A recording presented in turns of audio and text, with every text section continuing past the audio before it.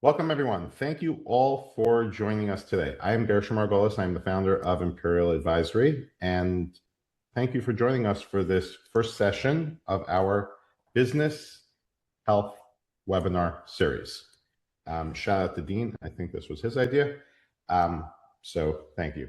Anyway, so this idea of this series is we want people, our clients, our friends, and everyone really, to understand the financial and operational implications of running a business. We want people to be able to understand what's going on and make good, informed decisions, and ultimately improve performance, plan for your business, and make smart decisions, both around financials as well as really everything else. So each session is going to focus on a key part of running your business. Today's is going to be about budgeting and forecasting, and we'll talk about that in a minute. And some of the others will obviously cover financial topics like budgeting today, cash flow, etc. But we're going to also cover things like marketing, right? How should you look at marketing? How should you look at capital, right? Borrowing. There's a lot of good stuff coming, so stay tuned. And thank you, Tony, for helping put all this together and produce this. All right, so today's topic is budget. It's how to use budgeting and forecasting as a tool to really help you grow your business. And we have two amazing speakers. Well, first, it's to grow your business, not just to make a budget and leave it on a shelf, which is what some people do, but the goal really is to make that a living, breathing part of your business growth. So we have two amazing speakers today, both from our team. Sometimes we'll have outside guests, sometimes we'll have people from our team. Today's guests or speakers are Tom and Stephanie. Tom is one of our amazing CFOs. Fun fact, he was actually Dean's CFO at one of the companies Dean worked at a long time ago, and we are lucky enough to have both of them here. Anyway, so we have Tom, who is an amazing CFO. He has decades of experience working with both public and private companies. And he's been a board member for large companies, he's worked with startups, and he is one of our speakers today.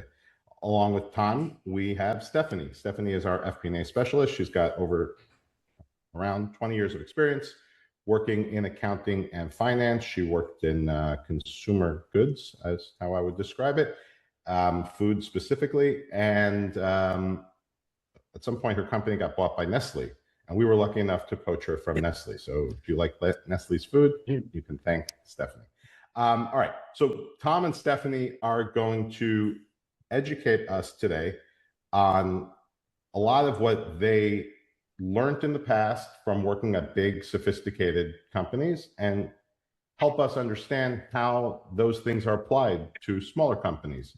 And Tom and Stephanie are actually working together on at least one client right now, bringing this large company rigor to smaller companies, to our clients.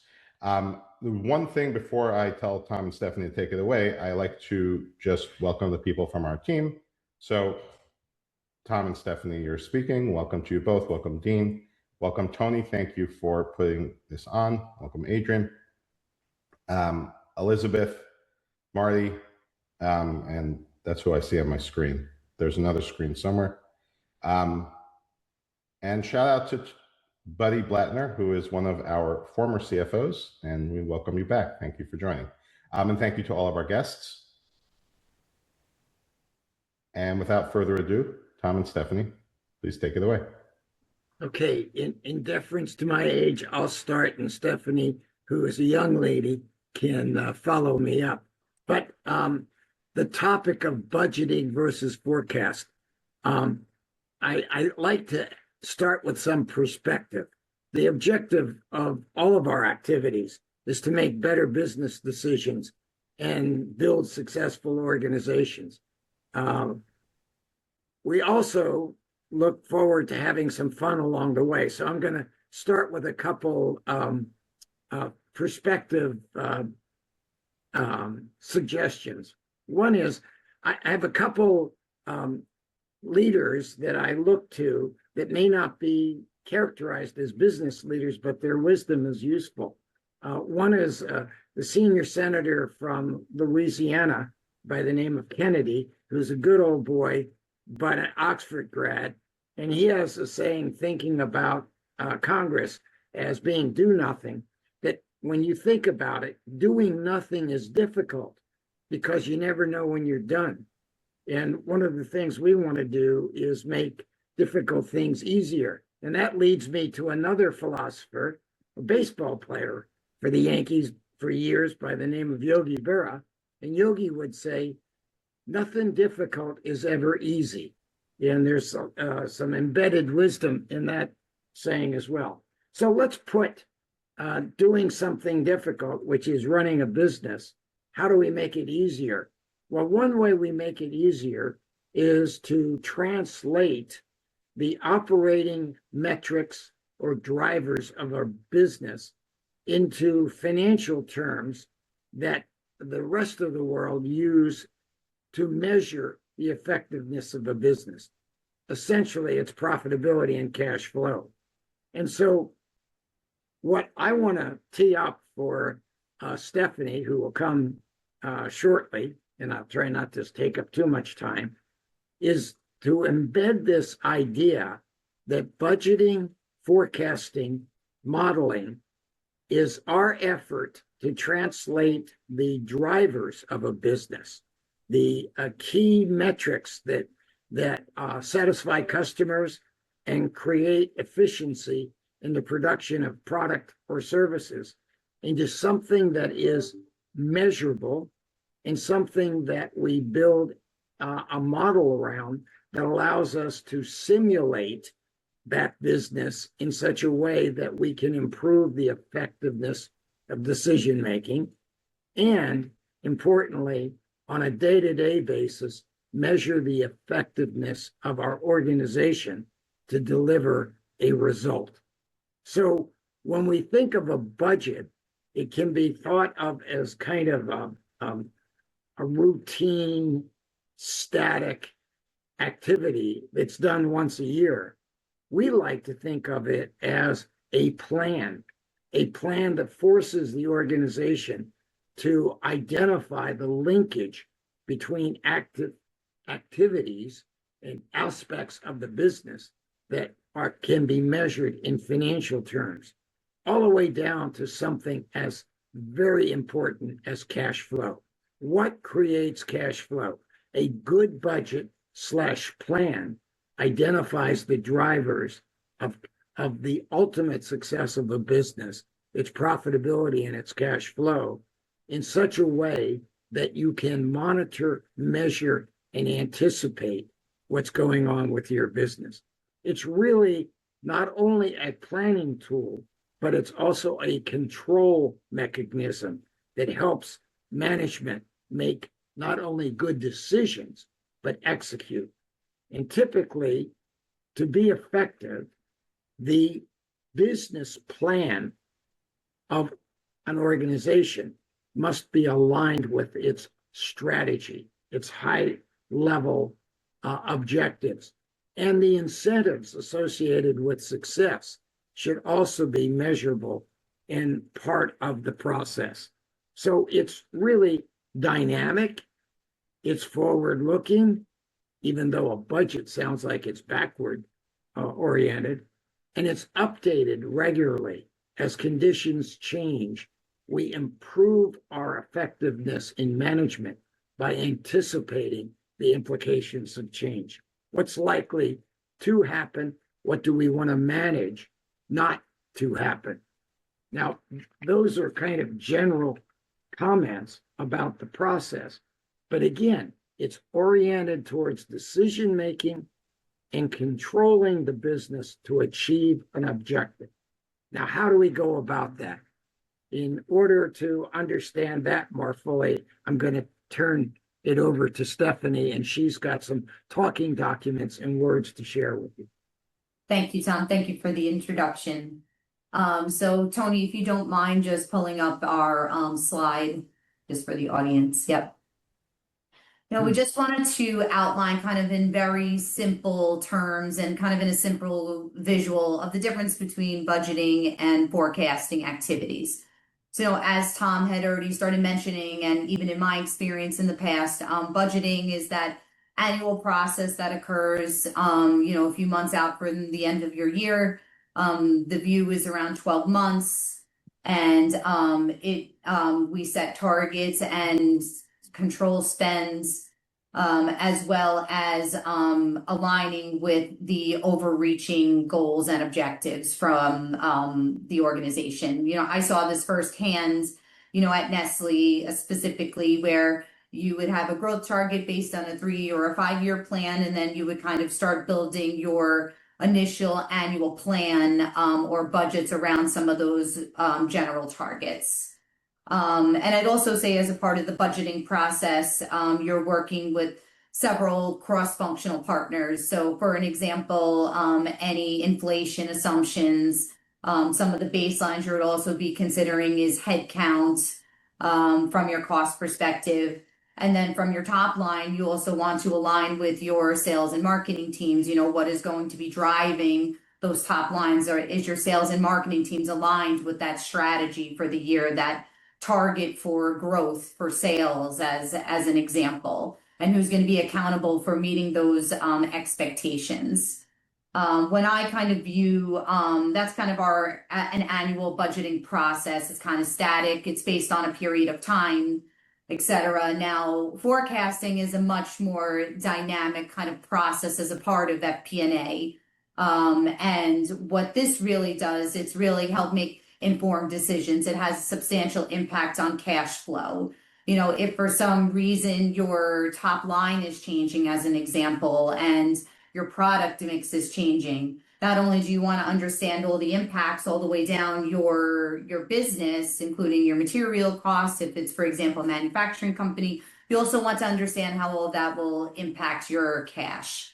And for me, I find forecasting to be highly efficient exercise for any business. And, for maybe a smaller organization, it doesn't have to be complex. You can kind of group your sales, for an example, by customer or by product, and you can predict certain outcomes based on the customer mix changes. That just kind of helps us understand where we really will land for the year, and to help make decisions and business decisions. So thank you, Tony, for sharing this. So overall, those are our main differences between the budgeting and kind of forecasting processes. Now, when it comes to budgeting itself, I've experienced several budgeting and budgeting cycles, kind of taking those baseline assumptions of what we already know. If we know we sold, our average sales price per box, as an example, is $10 a box, then, we're assuming maybe some type of assumption in the following year. And we would also make changes to maybe some volume assumptions or to some pricing impacts. So during the budget, you're making some very high level assumptions, maybe based on, you want to grow your business 10%. What does that mean all the way through your marketing and sales trends? Does that mean you have to invest more? Does that mean that the return's going to come right away? What is your your lead time on generating new business? So all of these things kind of come into play with the budgeting. And a lot of times also there'll be an annual CapEx plan for whatever that may be, and you'll be tracking and managing that as well. And then in addition, at least in my experience as well, the budget is based off of compensation plans, as an example. So your budget will always kind of be that baseline for compensation and for bonus structure and payouts. But as the year kind of materializes and as things go through, then you will make changes in that forecast. So can I jump in for a second? Mm-hmm. Yep. I just want to highlight something that Stephanie said, which maybe you'll go into it more later. But when you talked before about marketing, marketing in some companies is looked at as, well, I should be spending X% of revenue on marketing, especially with smaller companies. But when you're using marketing as a driver in a budget, there's really potentially a different way to look at it. It's where am I looking to end up, and how is marketing helping me get there, rather than marketing just being a line item. It's really a driver. And then the calculus around that might be less related to a percentage of revenue for this year. It's more about what you can afford and where you want to end up. Mhm. Just an observation. Well, all of that leads to building a model that constructs the interaction between actions and results. And so, like what you're just saying, Gershon, is when you plan, you decide what resources do I need to achieve an objective. And I need to plan those resources in such a way as I can control the spending, but also measure the intermediate points that lead to the outcome that we're looking for. When we talk about budgeting, we really want to focus on planning. How do I identify the linkage between activities that use resources, financial resources, and generate results? And what is the specific linkage between those activities? Yeah, and not just financial resources. There's also like one thing I find often with smaller businesses is that there's mental resources. And the biggest bottleneck is the business owner. And depending on what they want to focus on, like there's only however many hours a week that they can be productive. And picking which of those, where you want to, it might not show up in the budget, but that's really part of the planning process of where do I want to put those resources. Human resources. Right. But that's one human resource, which is often a scarce commodity. Like the owner's brain share, mind share, you can't just you can't always hire another person. Sometimes you could. But another benefit. Sorry, Tom, go ahead. What Stephanie and I have experienced in the small company that we're serving, our analytics have helped them prioritize the areas that they want to develop. They want to achieve revenue growth and profitability growth. But by looking at the model of the business and its interactions, it's highlighted the importance of an investment in a business tool of a particular type that will enhance their ability to make better decisions in sales and production. Another benefit to a solid, budget and forecasting process is not only the initiatives that Tom is talking about of what you want to make sure you're measuring against as you go through the year, but it also helps drive accountability and ownership throughout your organization. And, as you're detailing out the assumptions and initiatives that you're looking to drive throughout the year, you want to make sure that there's alignment internally and there's an owner for each one of those initiatives so that the workload is spread among the leadership team and throughout the organization. And as you're going through the year and measuring, you're following through on, what's successful, what's not, and where do you need to change along the way to make sure that you could get either back on track or you could double down where you're being successful. But it really does create that alignment of accountability and ownership with a well thought out budgeting process. Steph, did you have any more in that section you want to go over?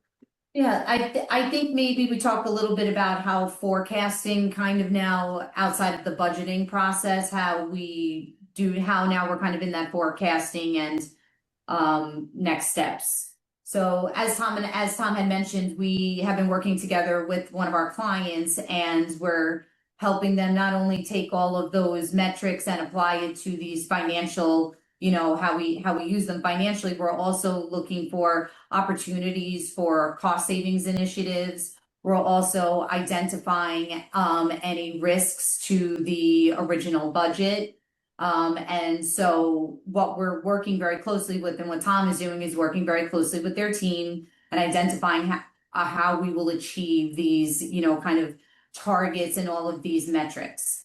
And then kind of what in my experience in the past, and I've always kind of used forecasting as an opportunity to, maybe simplify the process where you want to really have a good understanding of where you're going, but not really overcomplicate. So, if your business is, based on, a per box or a per pallet basis, you can make some general assumptions and then you can kind of forecast out down your, all the way down your business, your P&L, your COGS cost. And I like when I'm building any kind of like forecasting and scenarios, I like to take, you know, the main drivers into account when I'm trying to understand where we're going. And the overall general purpose as well, I would say, and most important purpose of forecasting is to be able to provide leadership with really where we will be. And where we believe we will end. Obviously, our budget is built on, as Tom, you know, was mentioned, you know, our assumptions based on a period of time, based on what we knew.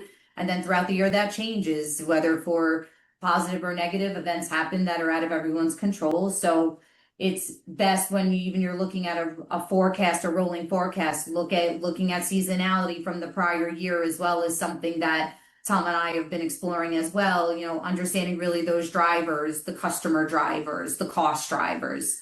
So all of that becomes very important with figuring out where we will land for the end of the year. Yeah. But the next topic that we decided we wanted to talk about was accountability. And from years of experience, I've observed organizations that have very high level of accountability. The number must be achieved no matter what. At some point, if that can get overboard and you end up with people doing things that are inappropriate in order to achieve a number, the sweet spot is something in between laissez-faire, let's say, and that level of accountability that drives the organization to do inappropriate things. So when we make a plan, and I'm going to keep referring to a budget as a plan, it's very important for the organization to feel accountable for each one of their pieces of that plan to come together. The CEO and the CFO kind of have overall orchestration of that plan leading to a result. But the plan is dynamic. And if it becomes too rigid, it either breaks apart and loses meaning, or it leads an organization to do things that may be inappropriate. So leadership, the CFO and the CEO really need to use the plan and accountability to the plan in a healthy way to manage the business.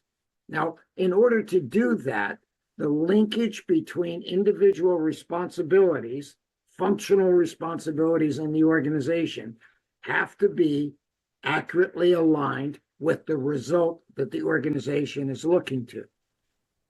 We do forecasting to be able to identify when we have deviations that we have to adjust to, and how the organization adjusts to those deviations measures the effectiveness of that organization. I like sports analogy. In every football team, whether you're the Giants or let's say the Eagles, compared to a local sports team, you go into a game with a game plan. You play the first half and you learn the things that work or don't work in that game plan. You adjust at halftime. Your objective still is to win the game. But often the adjustments that you make are the reasons why the outcome is what you get. So budgeting versus planning, we do the budget in order to be rigorous in understanding linkage between operations and the financial outcome. But we look at the performance on a period by period basis to make those adjustments that are necessary to achieve the best possible outcome, short-term and long-term, for the business. I think that kind of summarizes our perspective on the process. Having worked in large organizations and small organizations, the dynamic of leadership, where the leader uses financial planning to motivate and make better decisions and execute, I think it's the same, whether you're talking about $1 billion company or a $5 million company. The same thing is going on. the thing that I think we bring to the party is a business leader or an owner will have in their minds a plan of what they want to do with the business. And they will have an understanding of relationships between the market, the operations, and finance outcomes. We want to bring along a process that helps bring those thoughts that are in the owner's minds into a format that the rest of the organization can internalize and also can manipulate to improve outcomes on paper rather than having to do it only in the real world. Mistakes on paper have minimal impact on the organization. Mistakes, bad decisions in the real world can be catastrophic. We want to de-risk those decisions by analyzing and planning instead of just executing. Okay. End of prepared remarks in a way.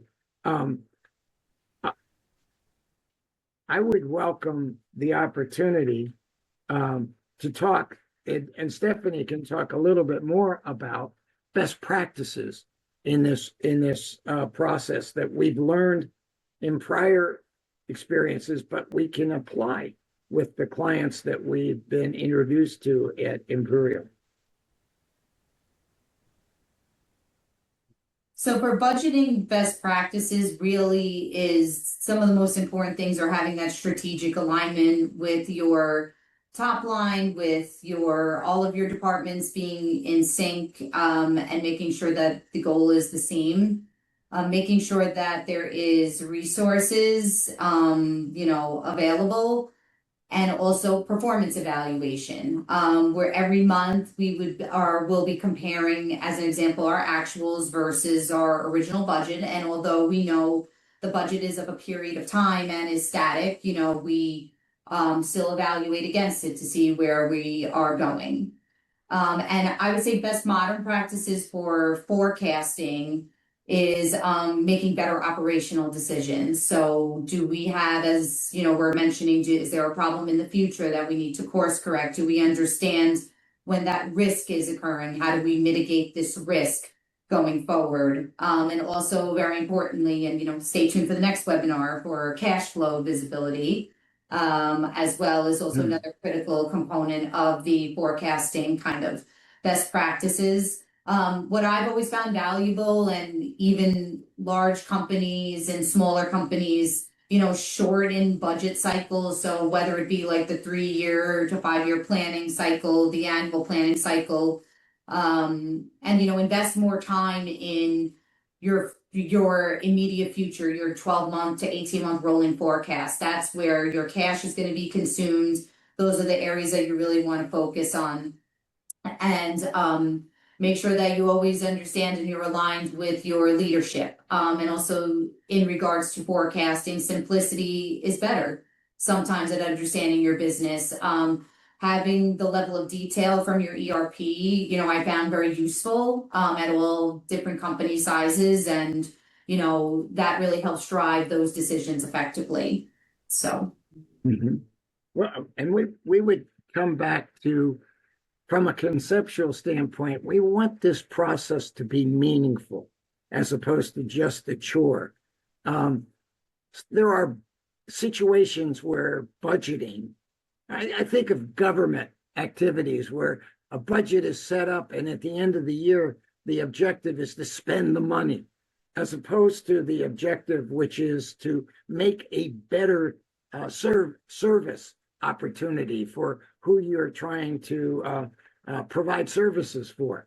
And so one of the mindsets that forecasting and thinking about budgeting as a planning process is to align the activities to higher level goals that sustain a business rather than just short-term goals. I got to meet this number this month, and the number is more important than the underlying performance or metric that we're trying to manage. So we would encourage anyone we work with to think about the business and its well-being rather than just spending levels but there's disciplines that come along with spending levels and performance achievement.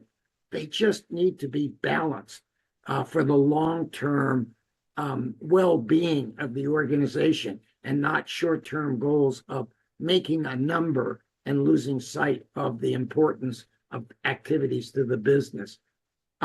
We had a bunch of like one-liners, like budgets create discipline, forecasts create agility. And by that, we mean the discipline of anticipating what it's actually going to cost in resources to achieve something on the one hand, and the reality that as you go through execution, everything's not going to line up. And how much can we learn from the process of setting a budget or a plan to learn how best to react to circumstances that change in the execution of that plan? So budgets create discipline, forecasts create agility. Stephanie, why don't you do the one, what does FP&A create? Can I jump in for a second? Yeah. I want to give an example of something that Tom was saying. It's an extreme, but perhaps famous example. There used to be a company called Enron that many of the people on this call probably heard of. Some people, maybe not, but they had metrics that they wanted to hit and they wanted to show profit. There were certain things they wanted to show. And what they did was they found ways, and I'm not the biggest or best accountant, I'm sure someone can get this more exact, but they found ways that they could show profit when they weren't really making more money. They found a way that they could count profit that may or may not have happened 20 years out and show it today as profit. And so they were managing toward the metric, but it wasn't really changing what was happening in the business. They just found a way that they could, and they did a lot of things, and some of them were criminal and some of them were, many of them were probably criminal, and some of them, at some point they had the ability to push the envelope. They pushed the envelope. Yeah, I remember watching like a documentary or something on it, and they found a way that they could do what they called at the time mark-to-market accounting of revenue. And they're like, well, this project might produce profit in the future, or probably will, and all those things are always dependent on discretion. Like, who knows if it will, and who decides if it probably, and how probably it needs to be. But the point was, they were uncovered when someone went and looked and said, they have it showing all this profit, but there's no cash. And eventually somebody realized that this was all a different type of profit than what everybody else understood, but it still sort of fit into the word profit, which is why they were able to use it. And ultimately the realization that they were losing a massive amount of money according to the ways that simple people understand making and losing money, that brought about their downfall. And it was I think an example of what Tom was saying, that managing to a number rather than managing to improving the business. Well, in the case of small businesses where there's private ownership, it ought to be easier to align with cash flow as a real measure of performance from a financial standpoint. But businesses go through different stages. You could go through a growth stage where you have a profitable business and you have to make significant investments to reach the next level of performance. And budgeting and forecasting help navigate those changes, those pivot points in a business's life. And the discipline of doing the hard work of finding the alignment between the operating activities and financial results, and then teaching an organization to do that work and hold themselves accountable in a constructive way is the essence of having a sustainable business. Whether it's 10 million in revenue or 10 billion in revenue, it's the same thing. The people side of leadership is often what gets in the way of actually executing. And in our experience, Stephanie and my experience working with the client that we've talked about, We started with a financial planning project to build a model that allowed forecasting and budgeting to be done on a granular level so that we really could align activities to financial results. In building that model, and our intellectual curiosity about the business, and we kept talking about how we really wanted to help them run the business effectively, we earned their trust. So another aspect of the budgeting and forecasting activity is the organization has to trust the process to lead to better results. And that's where leadership of a CFO and a CEO really come into being. If all that is happening is we're creating a bludgeon to hold individuals accountable and we're going to beat them up when they don't make their number, we're going to stifle their creativity and we're going to end up in an environment where they're not going to be as effective. But if we genuinely recognize we all have to be involved in this process and we want to encourage dialogue, risk-taking, thinking, planning, we can encourage the organization to be more effective and achieve its business goals. So the budget and forecasting process is a way for the CEO and the CFO to engage the organization in a more healthy process for achieving results. But they have to earn the trust of the people involved in that process that, yes, they're going to be accountable, but we also recognize stuff happens and how we work together to make, lemonade out of the lemons is really an important aspect of this process. I hope that makes sense. All I can say is, given my age and experience, I've seen it done well and I've seen it done poorly. It all comes down to leadership and how you approach this process of budgeting, converting it into a business tool that helps an organization achieve its objectives and engage the entire organization in the process. You've got to have trust in that process. And sometimes it starts out with the CFO or the financial or the CEO coaching the organization into this process. Now, I think we've used up enough of our prepared remarks. Stephanie and I are willing to take your hard questions, and she'll take the hard ones. I'll take the easy ones. Thanks, Tom. Any questions? And Dean, you know too much to ask me questions about how we execute. I'm curious as to which tool set you're actually using to produce this and any challenges you're facing from accessing data with different clients, with different IT stacks and so on. Have you standardized the tools that Imperial actually use? I'm going to, Stephanie's more familiar. I'm going to say that there are a variety of tools that can be used, and there are a lot of different inputs.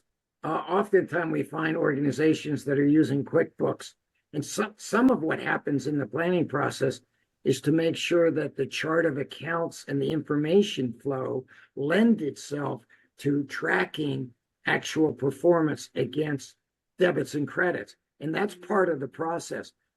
But in Stephanie, we have a person that has done this in sophisticated organizations. And so to a certain extent, we're building the tools as we go. But the tool that we built for our client, I think, is very applicable to other organizations that we serve. What do you think, Steph?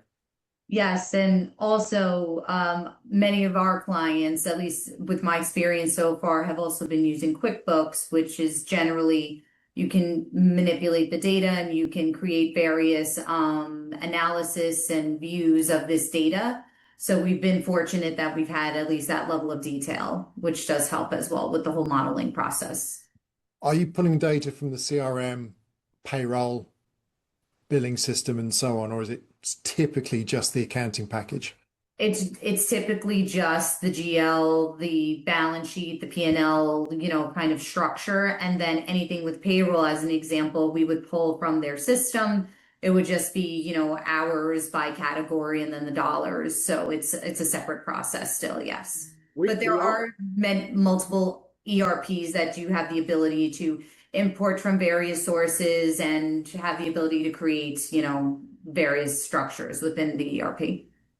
What we also analyze, let's say, the sales activities, try to differentiate different products, what as having unique drivers or having cost structures that might be different and selling. So we'll look at the detail of sales and production, and then try to segment those or categorize the drivers into things that are more easily understood and managed, rather than trying to forecast 150 different SKUs. Try to come up with a dozen or more that can be linked with similarities.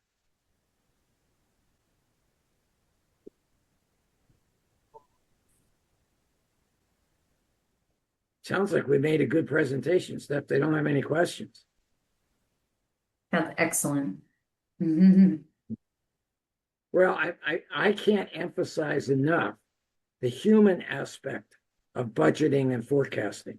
It's a very effective tool when used appropriately to align an organization to operational objectives with financial measurements and results. And a CEO and a CFO should be using this process to improve the effectiveness of an organization and also the alignment of an organization. Dean and I were part of an organization where manufacturing was pitted against the sales force, and there are in a larger organization there can be political and other activities with people jockeying for results and acknowledgement. The CEO and the CFO need to make this process effective and align people to achieve the goals and the objectives of the organization, rather than suboptimal activities that they're aligned with. So there's a human element to it. And somewhere along the line, you got to make it fun, because if it's all dreary task, like Yogi said, nothing difficult's easy, but you can have some fun along the way too, and celebrate success. Those are the stretch goals, right, Tom? That's what makes it fun. Yeah. Well, yeah. There's all kinds of psychology. When you're a public company, you're trying to achieve results that you've laid out in the real world. A private company, it can actually be healthier if the owner has a healthy long-term attitude about the business. And I also think that as a CFO in this budgeting and forecasting process, I think of the responsibility as a steward. You've got a business owner, and your responsibility is stewarding the resources of that organization in order to get the best result possible over the longer term. And you're also looking for ways to mitigate risk. One way to mitigate risk is try to anticipate the downside of business decisions, as opposed to just learning about them real time. I had maybe a complicated question in a few words. I have a good amount of mentors, advisors. Some of them are mega rich venture capitalists who I've befriended over the years. And they're like, great, Mike, you filed patents, you invented a bunch of crazy mad scientist tech stuff in your basement. But what's the product? Show me some kind of business plan. And I guess the problem is I've always been getting by on like reprogramming a MacBook Pro and then putting it in front of some rich Jewish guy, or taking apart like a numpad, color coding it and pairing it to some weird computer system. So the question, I guess, is what really goes through the mind of a 60-year-old guy who's worth $100 million? What does he mean when he says he wants to see like a business feasibility or a business plan, not just weird crap? Okay, when you produce something, whether it's a product, physical product or service or a piece of software, the question becomes, how do I monetize it? How do I conceive of an addressable market and a way to get to that market and a value proposition that values that product or service? And what he's looking for is, you're the inventor. There's a transition between the invention and a commercial market and a business.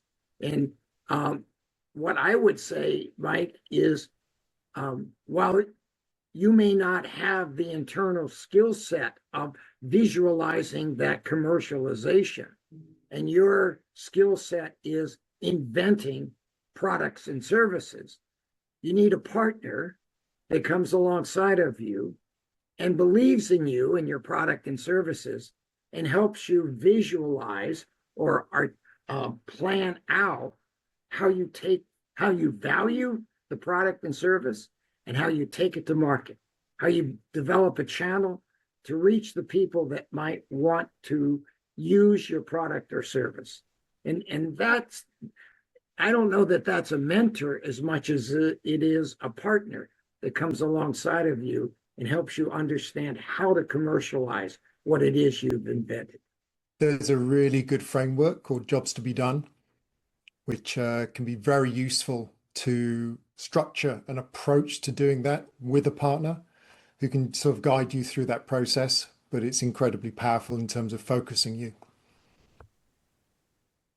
Thank you for that. And sorry, as a mini follow-up, I think I have found such a partner to the point where it's like, Merker, you're crazy, but I like that crap in your basement. Maybe let's join together. What then would the partner? What's going through the partner's head? Who's the marketing business guy who has clout in a useful industry or vertical? Okay, Mike, they may have their vision. What's important for you is to be asking the question, show me how we commercialize this product or service. Show me how we value it. Show me, you may already have in mind the problem it solves, the incremental service it provides. Help me understand how to value it, how we can be compensated for it, and show me how we can take it to market realistically. And what does it cost? What resource do we need in order to commercialize it? And how can we raise that money? Or is there a pilot that we can identify that uses this product or service in such a way that it becomes clearly understood that it has value? Somebody's willing to pay for it. Amazing. You've given me much homework, and thank you for that. Amazing. Tom, you have right. like 30 plus years in the training. I lost count. On my cake, all the candles, I don't blow out the candles. I just live in the glow. You've seen this 1,000 times, so you're speaking from as a veteran of war, so to speak. I get it. All right. Thank you all. Thank you all for joining us. Thank you for those who participated, asked questions, listened. Thank you to our amazing presenters today. Any final questions or wish you well? Tony, survey. All right. The survey. Take a second to fill out the survey. That will help us with While you're taking that survey, I just want to thank Stephanie for being my partner. we've really enjoyed working together and look forward to helping other companies through this process.